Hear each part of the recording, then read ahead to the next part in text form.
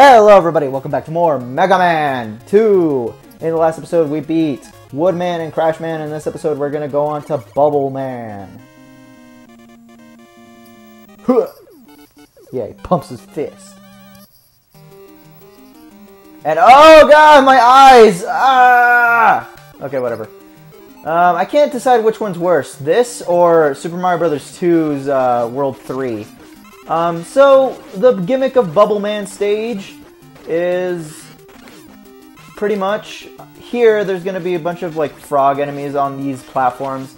You want to be careful to have them not knock you off. They really, I don't know if this is just me or not, but I feel like they really dialed back Mega Man's knockback in this game compared to like Mega Man 1. I feel like he had a lot more knockback in the first game, which definitely an improvement. There's going to be these enemies with these shells. You do not want to hit them with the Metal Blade because then if you do, those shells were going to pop off and they're going to hit you. So you want to just switch to your normal Mega Buster and shoot them that way. Now here comes the main gimmick of this stage. Water. Now water handles a lot differently than what it did in the first game. In the first game, it slowed you down and it made your jump really gimped. You couldn't really jump as high with it. In this game, it's the complete opposite. However, your movement is still slower than what it is on land, but whenever you do jump, you jump really high. It's almost like moon gravity, so you want to be very careful with the spikes up there. And this water control is going to be what we're going to see throughout the rest of the series. Again, another thing that Mega Man 1 did something different, and then once Mega Man 2 came out, it revamped the whole mechanic, and then it just started being used like that for the rest of the series. And here we have Mocktroids. Yeah, basically, I don't know what those enemies are called, but... Oh, shoot! But they look like Mocktroids from Super Metroid. And no, I don't mean Metroids, I mean Mocktroids. Those things that are in the wrecked ship that look like pretty much really weak versions of Metroids. Is it in the wrecked ship? Well, I guess... No, it's in the area right outside of Dragon's boss fight, right? I don't know. It's somewhere in Meridia, I know that much, but yeah. There's going to be these crab enemies coming down the waterfall. If you have the Metal Blade, pretty much just shoot them and you're going to be fine. And here we have the boss fight of Bubble Man. Man, I love this new splitter, dude, because I've been trying to play off both screens, and I definitely feel the delay whenever I try to play off the laptop screen that's actually recording the game. Pretty much what he's going to do is just float around. He's really easy because he's weak to the Metal Blade, so he's going to be floating around you. Use the 8-directional movement of the Metal Blade to actually hit him. The only thing, though, that you want to pay attention to is that there's spikes on the top, and if you know anything about spikes in a Mega Man game, you know that is instant death for our blue boy. So you want to avoid those at all costs. And remember, you're underwater, so your jump height is really high. Alright, and we get equipped with the Bubble Lead. And we're going to move on to Heat Man. Ah!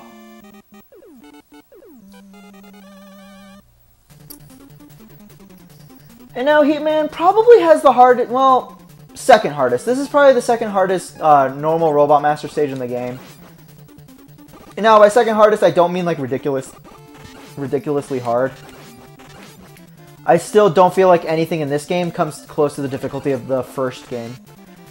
Even though, whenever I replayed the first game for YouTube, I didn't really find it all too difficult besides the boss rush and the Yellow Devil. I do want to point out that I tried to do those boss fights without the said pause trick, but I couldn't end up doing it, so I decided to just use the pause trick just so I can actually, you know, have those videos watched within the next 2 years, so, yeah. But apart from those, there was really nothing too difficult about the original game from what I remember. The difficulty really starts getting bad, though, in Mega Man 3, so I bet you guys are excited to see me do that one.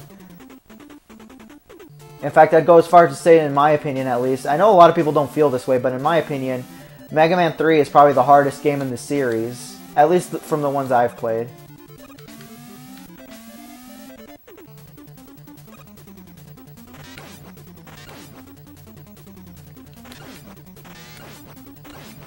Alright, here we go. We're going to have just these guys from Crash Man stage popping out of these holes. You want to be very careful, though, because if you do, like, jump towards those holes and they happen to pop out, they'll knock you back, and since there's bottomless pits in this area, they're really not fun. These walls right here can be killed using, or broken. Jeez. I guess I just have murder on the mind today. Okay, whatever. So yeah, those walls can be destroyed with Crash Man's weapon, which is, again, another thing that I like about Mega Man 2 is that they end up using every piece in his arsenal.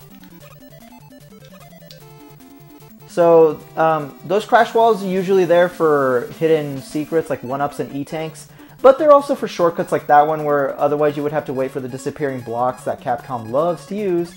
But, as you saw there, I could just use the Crash Bomb wall and just skip that section altogether. And I can skip this section as well with the item 2. I could have gone that one up, but I didn't really want to risk it. Now, here's where the air shooter comes into play. These G.I. Joe enemies were in their first game, but they didn't have those mechs. But, now that they do have those mechs, they take a lot of hits to kill, but if you use the air shooter, it's pretty much a one-hit kill. Sometimes they will block against it somehow, but it's never really too bad. And here we have Heat Man. He's going to start off this boss fight by throwing 3 little sparks that are going to cover the floor like that. I never found out how to dodge that, but it gets significantly easier once you hit him, because once you hit him, he's going to do this little fire dash thing. All you really have to do is jump over it and then shoot him again, and then he'll keep repeating that, going back and forth and back and forth. And then he's going to go down like he just did for Mesa, you know.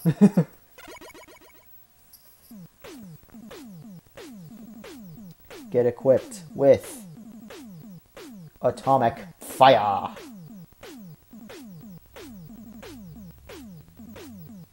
Message from Dr. Light. Looks like we got another item. Item 1. Complete. Or completed, sorry. So what item 1 is, it's going to be these platforms that gradually go upwards. So if there's ever a vertical shaft that you want to go through to get some stuff, which there is going to be in the next level here. I'm going to take this to the next level.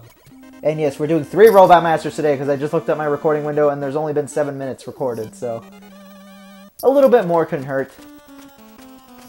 Especially if this song is so awesome, this song is so freaking awesome, yes.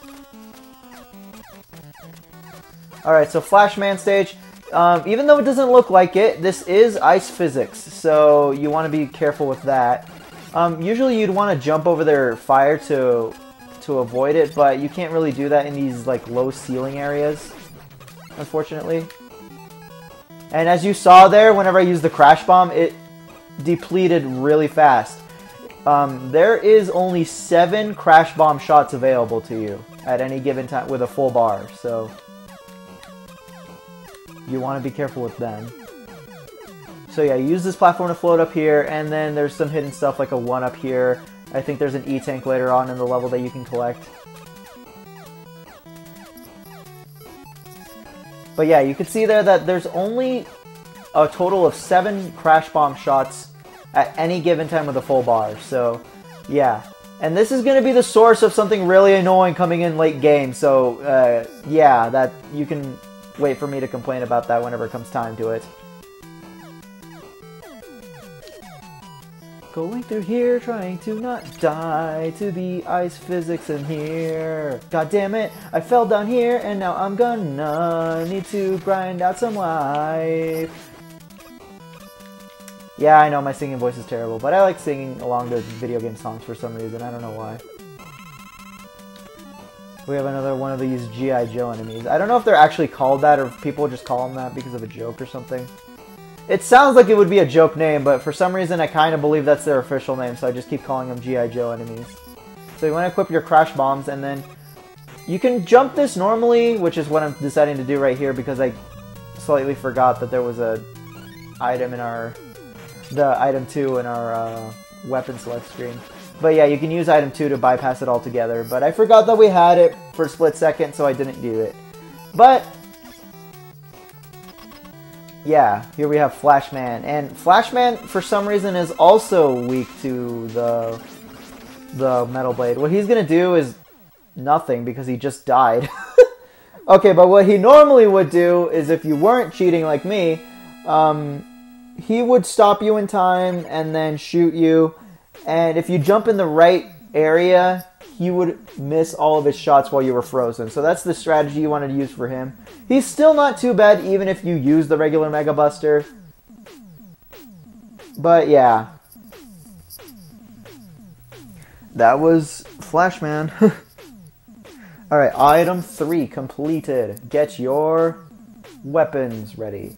Now what item 3 is, it's a platform that you shoot towards a wall, and once it touches the wall, it'll start scaling it. It's a bit of a weird item.